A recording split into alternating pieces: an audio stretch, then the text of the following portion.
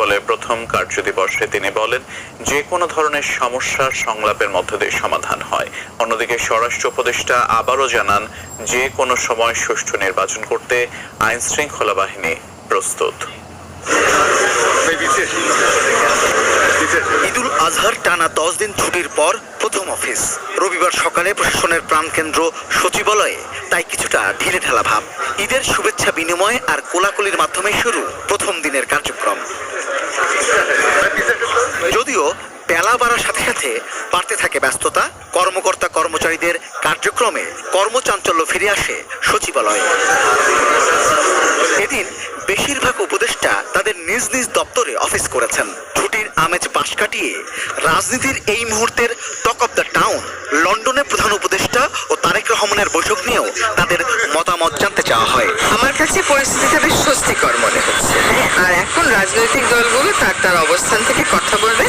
রাজনৈতিক দলগুলো প্রধান উপদেষ্টার ব্যাপারে যদি কোনো কথা বলেন, এটা প্রধান উপদেষ্টার সাথেই ওনারা নিশ্চয়ই কথা বলবেন। জাস্ট এমন, আপনি রাজনীতি বলেন, নির্বাচনী বলেন, গণতন্ত্রই বলেন আর সংস্কারই বলেন, প্রত্যেকটাই ডায়ালগের মাধ্যমে আগাতে হবে। আমি সেই জন্য ডায়ালগটা হচ্ছে এটাকে একটা সুসংবাদ মনে করি। বিশ্বমানের ধার্মিক শট, সালাম স্টিল ধার্মিক, দেশের একমাত্র ধার্মিক শট। এদিকে আইন শৃঙ্খলা সংক্রান্ত কোর কমিটির বৈঠক শেষে স্বরাষ্ট্র উপদেষ্টার কাছে জানতে চাওয়া হয়েছিল, ফেব্রুয়ারিতে যদি নির্বাচন হয় তা সুষ্ঠুভাবে করতে আইন শৃঙ্খলা বাহিনী কতটা প্রস্তুত আছে। নির্বাচনের ডেটটা তো ফিক্স করবে নির্বাচন কমিশন। ওনারা যেই সময় ফিক্স করবে, আমরা মনে হয় আমাদের আইন শৃঙ্খলা বাহিনী ওই সময় তারা প্রস্তুত যে কোনো অবস্থায়। অন্যদিকে ঈদের ছুটিতে বাড়ি ফেরার সময় সড়কে যানজটের জন্য ফিটনেসবিহীন যানবাহনকে দায়ী করেছেন সড়ক পরিবহন ও বিদ্যুৎ উপদেষ্টা। ঈদের আগে ছুটি ছিল মাত্র 2 দিন, এর ফলে 2 দিন প্রেশার, 2 দিনে একটা প্রেশার বিল্ড আপ হয়। আর হচ্ছে যে আমাদের এখানে ওই যে ফিটনেসবিহীন গাড়ি অনেক আছে, সেগুলো অনেকগুলো বিকল হয়ে রাস্তা বন্ধ করে দেয়।